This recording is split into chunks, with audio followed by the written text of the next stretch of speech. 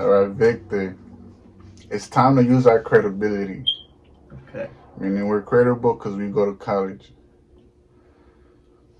This is the only time we hang out for YouTube videos, right? Like most of our friends. YouTube is where it's at. My business with him, he's going for his second degree, has come over my house since middle school, high school, college. We go out to dinner together. There's bar hopping. There's fraternity boy. He's a fraternity. He likes to throw people in pools that don't know how to swim. He's jumped off the roof to the pool and broken his legs. Man. How was that? That Why was, you do that, Victor? That was tragic, man. Fraternity boys, peer pressure you. Just trying to be cool, you know? Just trying to be cool. He tried to fly and swim. Like a bird. But I landed on the cement. Yeah, he landed in the cement. He got video. Yep. But we'll leave that video in the safe. They'll never see the daylight. That'll be a good viral moment. Now that we have finished college, it must look like a movie. A little bit. It's been quite the ride. Let's talk about some of my stories. So this is your time. You can say anything deep, funny, have both. But every class should be a class you want to take. Mm-hmm. If you don't go in wanting to take those classes, it's a wasted degree and it's a wasted year. It's not that hard, right, Vic? What do you feel on that opinion? So let's start off with what I do, right, and why I am able to give this opinion. I've been an educator for about 7 years now, both in high school and community college level. I've seen a wide array of students coming in with reasons as to why they want to go to college. Some want to become entrepreneurs, some want to become firefighters, some want to do well, whatever that case may be. So I tell them they're not wasting time. They're not wasting time at all.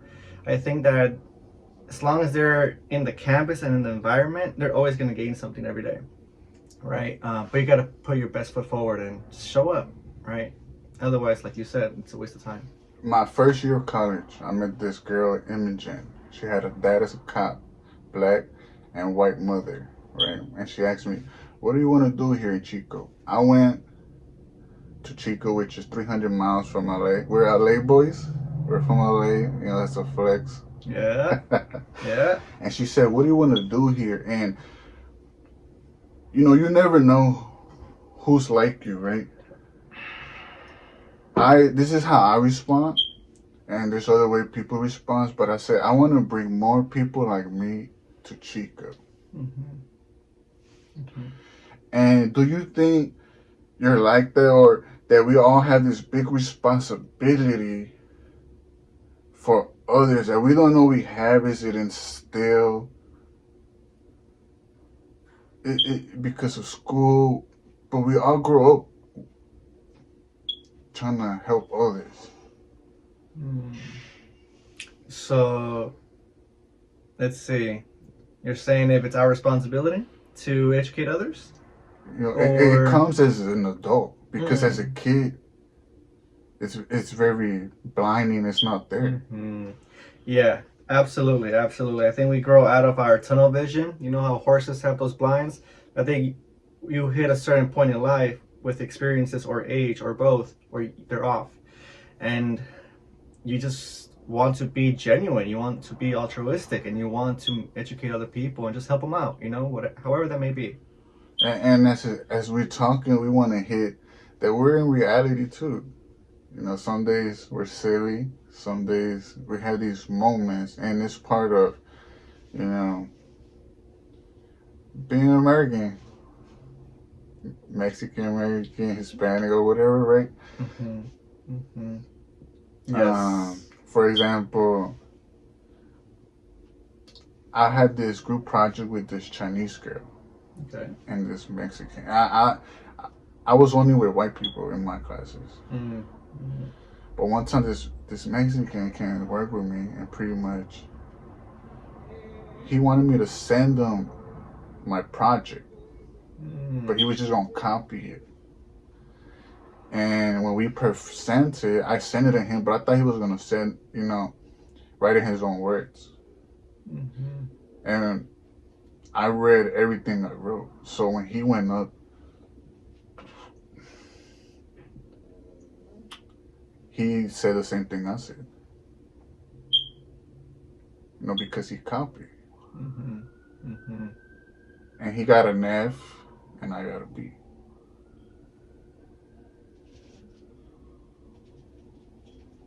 And the Chinese girl, before she presented, she said, I'm very shy. Like, can you help me? Any help? And I said, we all have to do this. Mm-hmm.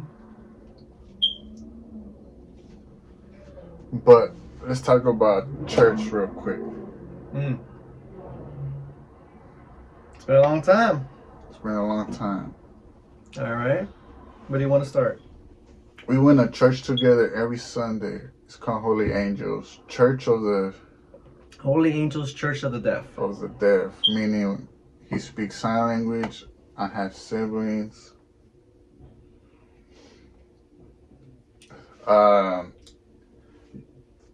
We went to school there. We had to confess. You want to share your confession or not? You had any confessions for church? Man, I have too many. I don't think this interview is long enough for that. But you don't gotta share your confessions. But yes, church was a fun time. Church was a fun time. I think, wow, it's been at least close to 20 years. We're approaching the 20-year mark that we met at church, and then we met at Marlton School, where we grew up. We learned sign language, and we learned how to be empathetic and understand and communicate with deaf people. I thought that was a really rich experience. One of my bookmarks is, there was this time in middle school where me and you and Javi were sitting together. We pretty much owned the church. That church was ours. And I started screaming at you guys. I don't know if you're going to remember, but I said, I was going through my middle school phase, right? Okay. And I was like, you guys are not tough like me.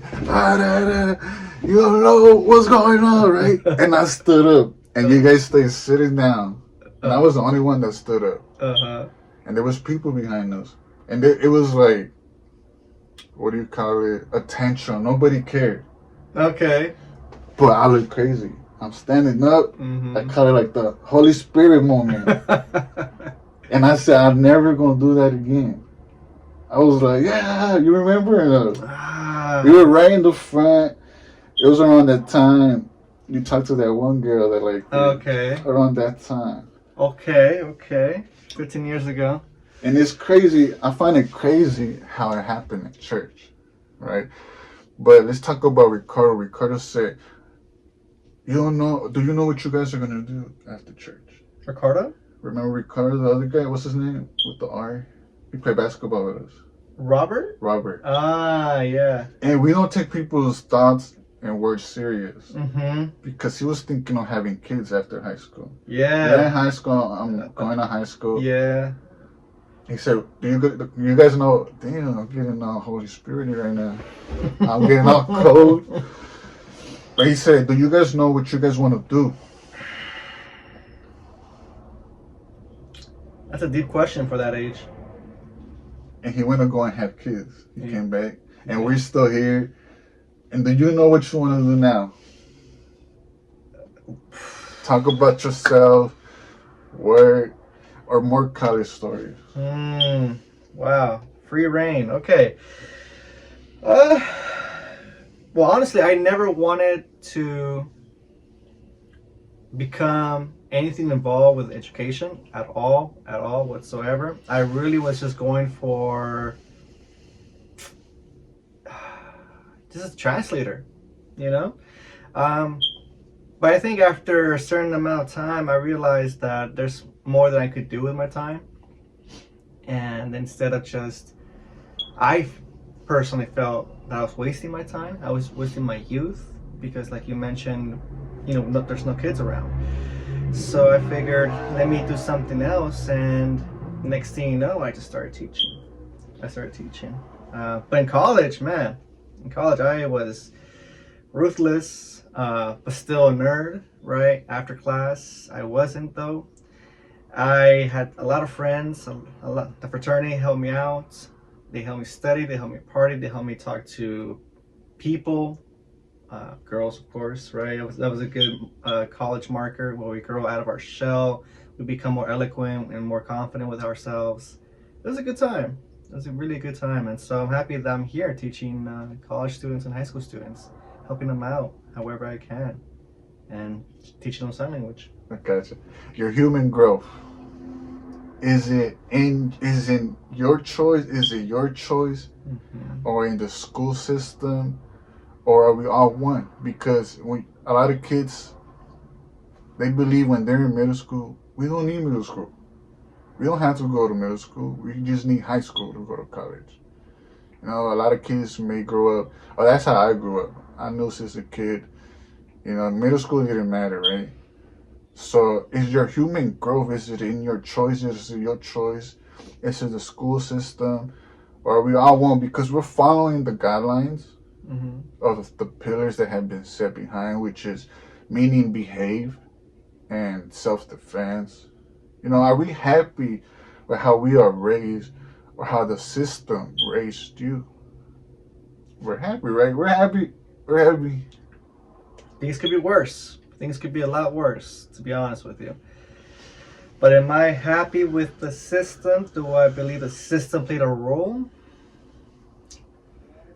I think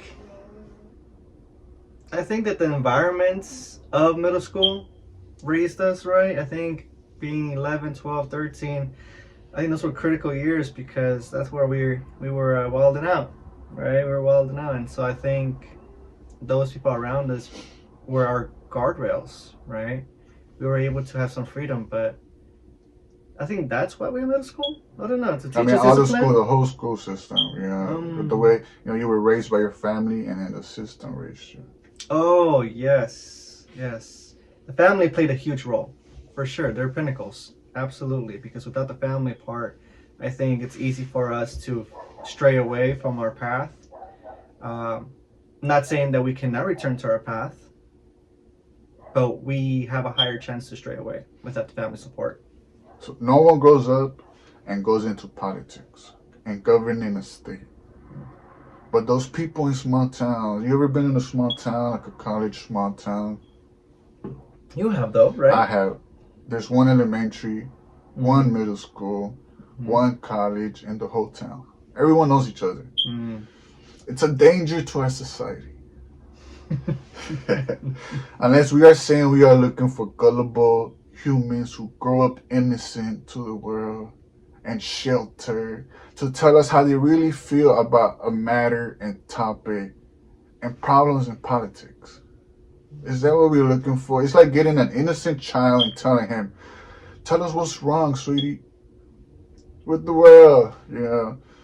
And when that kid grows up, he feels he's so empowered. Like he has power because they got that personality. Okay. You know, for those who don't know, if you don't talk in first person, second person, third person, the rest is your personality. It's you. It's how you feel. And it touches on topics of individualism and most importantly, culture, because that is the reality.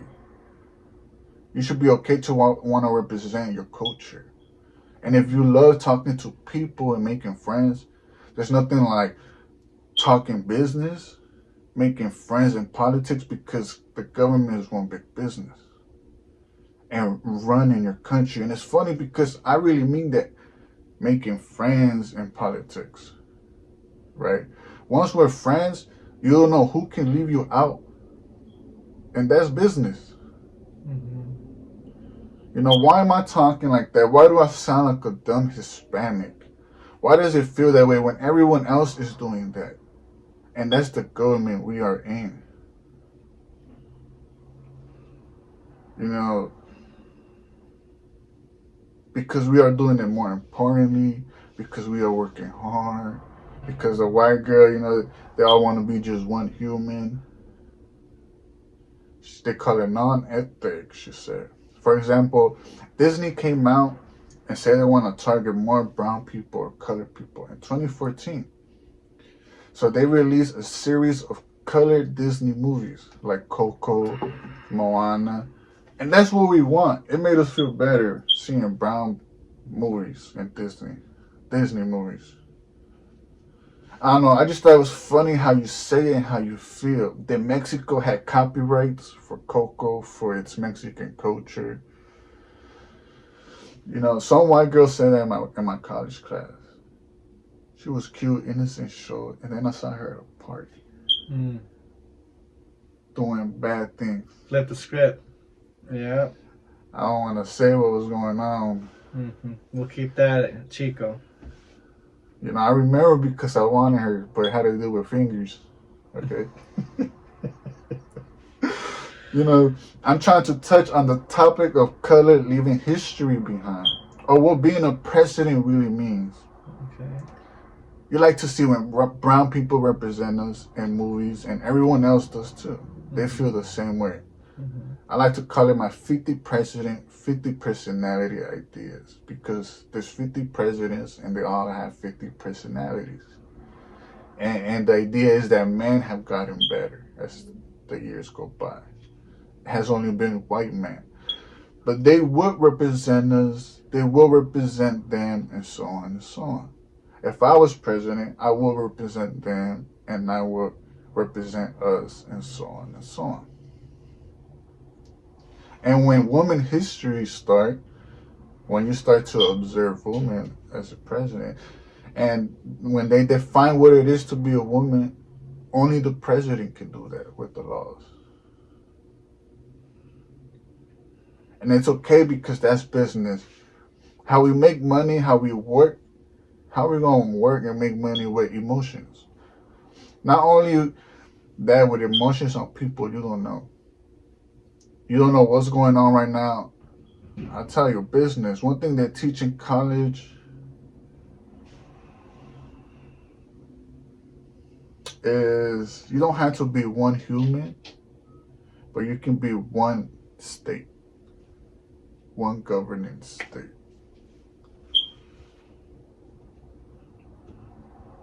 That's interesting. Yeah. Corporations have taken over the government, I think, secretly, maybe not obviously, but I do think that there is a disparity, right? A wealth disparity, and how people who are of color, they're being treated, right? Systematically. So there needs to be some sort of reform. I agree. They call it the melting pot full of immigrants. You can't connect to someone who talks Spanish. How much you want to know what's going on in Gaza? They're telling them you need to speak English to be part of this history and this politics. You know, women, one thing that is important is they've always been there. Now I'm going to just shout out committee since the 1930s. You know, the man does the political movement and they follow it. The Congress of Industrial Organization, woman. The League of Women Voters, woman. The Congress of the People Who Speak Spanish, woman. Los Angeles Chapter of Urban League, woman. National Association for the Advancement of Colored People, woman. Community Service Organization, woman. You know, First Chicano City Councilman, woman. And what they say is, they call it Chicano opposition. That's what they call it, to politics. Because they're having a hard time dominating. We're fighting back. The melting pot, meaning, what does that mean? You learn that in school, it's full of immigrants. You know, whatever they might call us at any time, immigrants got together and voted for a councilman.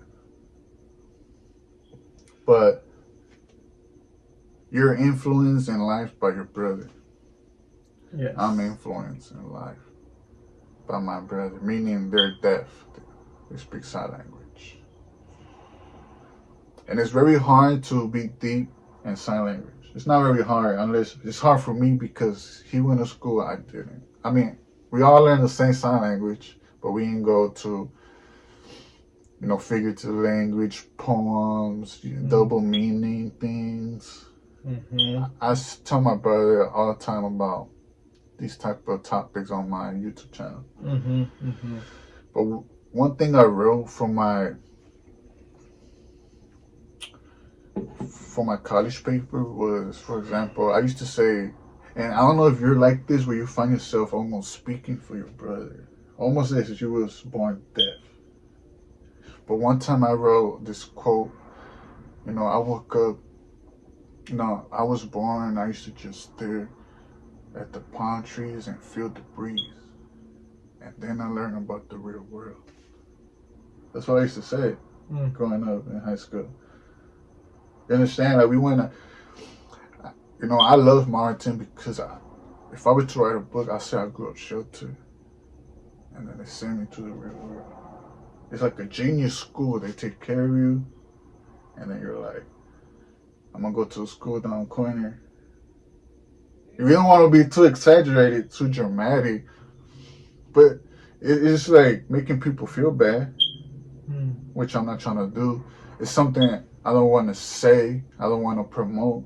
I want to look normal, not complain. But that's 2024, and that's something people don't go through in politics.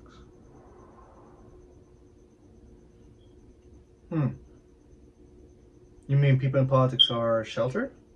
No, it's meaning we have a unique life, me and you being influenced by our brother. Absolutely. I think we do have a unique upbringing that most politicians don't have. And you see that humor, and we grew up saying, don't talk about him. Defending. Yes, absolutely. Absolutely, yes. Yeah. We were the guardians. We are the protectors. And we had to learn that because as kids, you could say, oh, you didn't see him getting made fun of. Yeah, there's a lot of awful people out there. Okay, so while you were in college, did you learn the importance of words? Yeah. Did you? I still am. What touches the importance of words? Tell us that story. I got a few stories. Well, the importance of words. Was it the double meanings? The big words? What was it? What did you learn? Translating? I know you got your own story. There's too much to really regurgitate, but I think that's two things. I'm going to keep it at two things. One, I've learned how to speak to individuals to not have myself misunderstood, because that's what happens when you have a limited vocabulary, right? When you don't have the right words, you can often speak to the individuals the wrong way, and you don't even mean that, and they can be bothered or hurt. So I learned how to read, and I can use my phone, my $1,000 phone, right? iPhones. Go to Google, go to dictionary.com, find out stuff, right? So that's number one. And number two, to put it back with ASL, American Sign Language, yeah, those classes really taught me. Watching videos, having deaf professors, I learned new words to, again, know how to speak to deaf people. So I got two stories. The importance of words, because besides music having double meaning, besides college books having that type of communication, you can tell what someone is thinking. For example, if I were to make a comedy show and I said, we all have a house, but even my car has a house. It has a garage. If you listen to a topic, why is he talking about that? Because I'm complaining about, you can say rich people, right? Or people that got garages, right? So when you speak on a topic, people can understand where you're at in a moment, where you feel. Just like what we try to do with presidents, with the little quotes they have behind. Mm.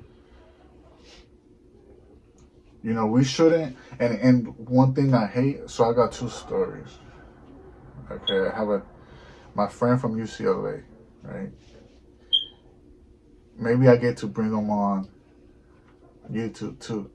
Yeah. But this is we're gonna label this second season where I where I bring people for an interview and talk on topics. Today you got the politics topics, and it's ironic that Donald Trump just uploaded stuff. But one story he told me, we talked about, we were talking about college. He mentioned how he was talking about Donald Trump. Not only that, he was helping write a book for his teacher, his professor, where he wrote a Donald Trump segment, and he talked about the importance of words because the way he speaks is racist. He said, and that was his paper. And we shouldn't have to understand as we grow up. We shouldn't have to get stuck in a cycle of learning again as an adult. You grew up as a kid, you might not understand those subjects in school because it's for the working class. I don't think that's why China's smarter than us because they got child labor with it. I'm not sure. I'm confused, right? I'm not sure. But when you talk about the Great Depression, it says a decrease in consumer demand, an increase in consumer debt, a decrease in industrial production. That's how we feel when we're looking for a job. Yeah. The Great Depression, like we get it now. Oh, so fucking easy, right? So we're adults. But as a kid, we don't get it. We're sheltered. And we shouldn't get stuck in the cycle of learning again. It should be a better way of doing things. And coming straight out, hey, all this is double meaning. Hey, I think back then they used to have a dictionary when you read. Like, hey, just search up every word and you'll understand everything. You'll understand everything when you're an adult. Because they're talking to the working class. You learn how to work, how that feels, and now you can relate to what they felt back then. It's crazy how words start to look important, how many times you're going to feel and not understand a job.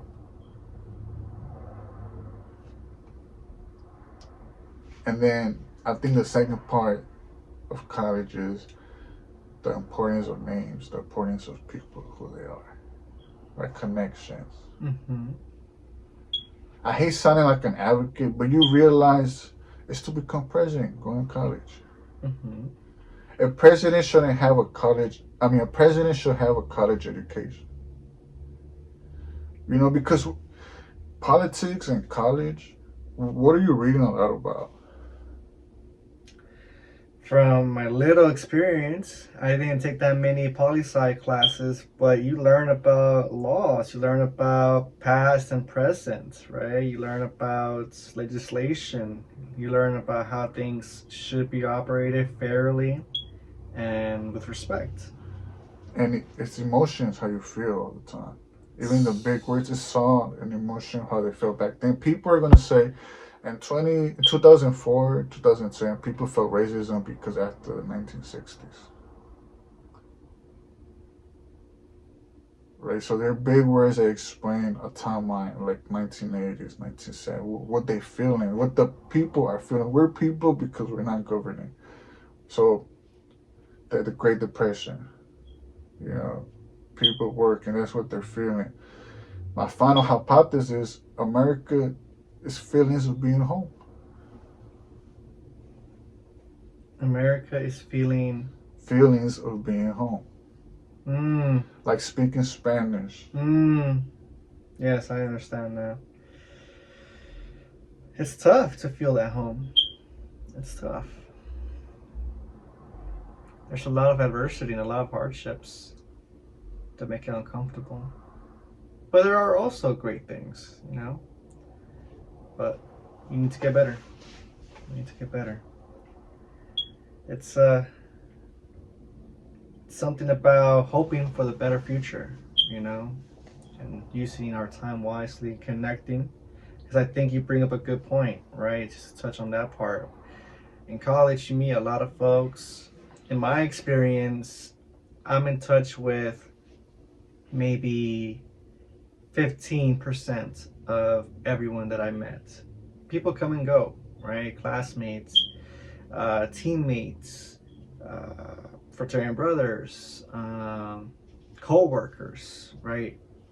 They come and pass. But the 15% that I've held on to, it's for a reason. I think naturally we gravitate towards each other, and I think we help each other grow, because I think that it's okay to let go of people. I think it's okay to drift away if they're not improving your lifestyle. And I don't mean that to sound in a more like beneficial concept, right? I think emotionally, spiritually, right? Physically, like gym buddies, you want to have gym buddies. So if they're not doing anything for you past a certain age, it's okay to let go, right? And just move on with your life. And that brings the conclusion. We could talk about, magic, more college classes. You got any funny stories? Well, I think that one funny story, right before I graduated from my undergrad, I was living at home. Well, I was living at a home with 6 roommates. You know how that is. Sometimes it's fun, sometimes it's a little stressful.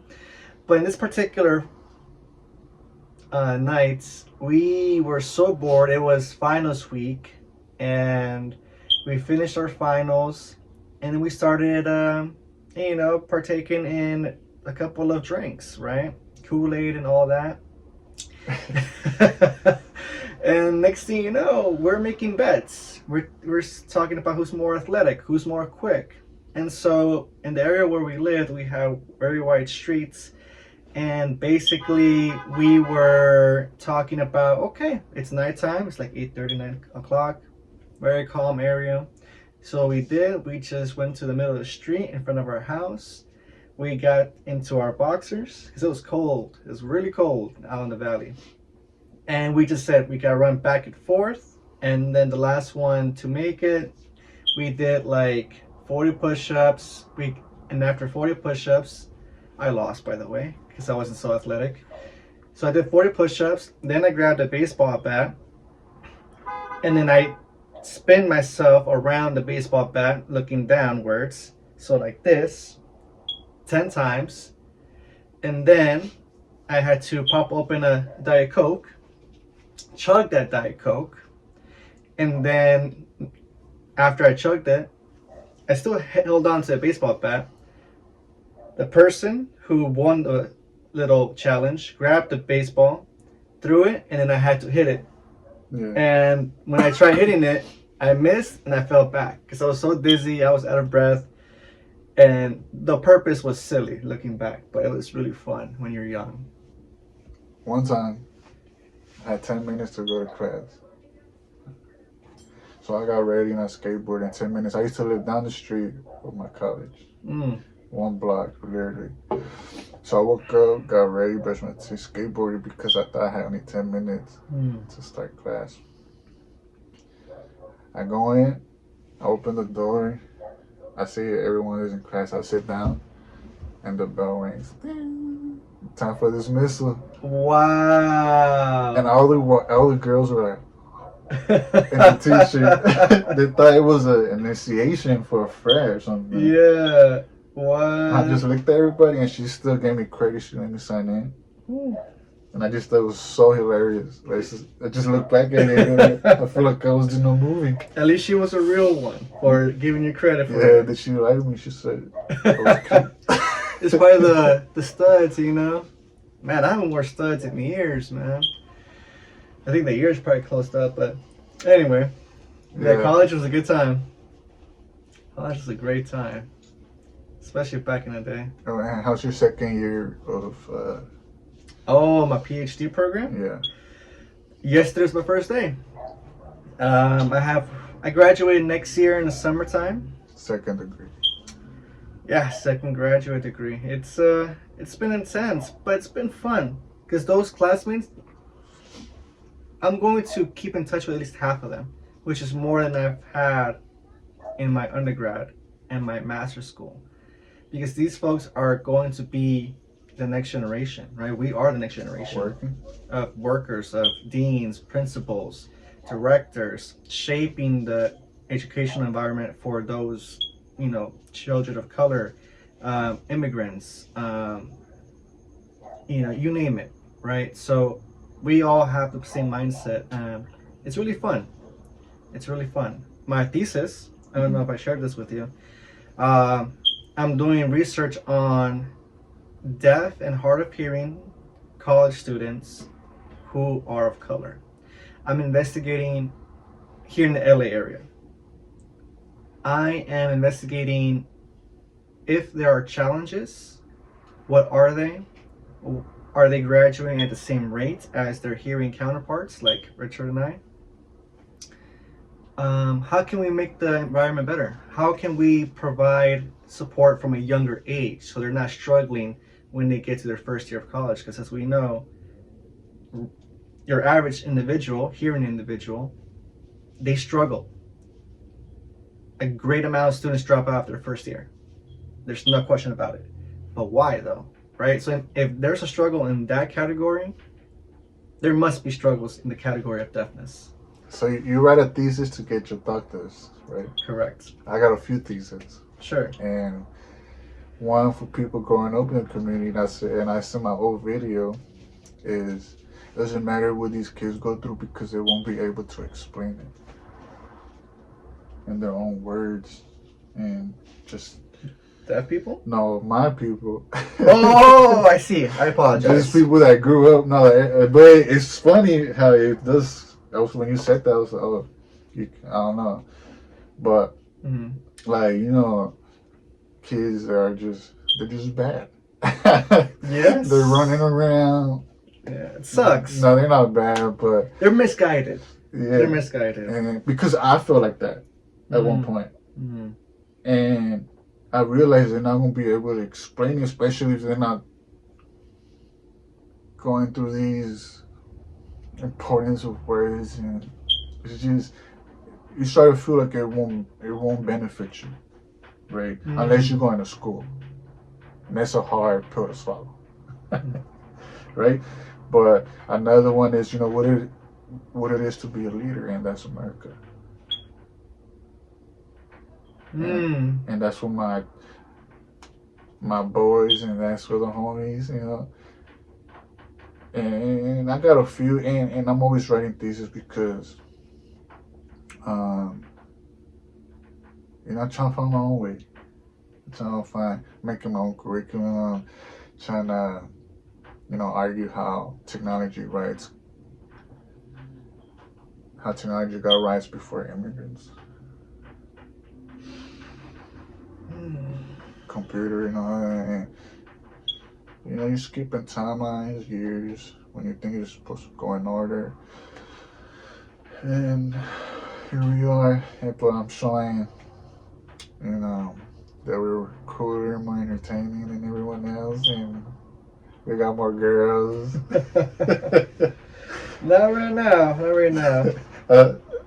Should I name this double date or third wheel? Double date. I have a girlfriend. Put on both, double date or third wheel. If you want to be a third wheel. But no, yeah, man. It's when we're young, so many things come to us. I think the wisdom comes in knowing when to reach for the cookie jar. The cookie jar is bad. The cookie jar can be bad. It can be bad. Yeah. This will get you more girls for sure.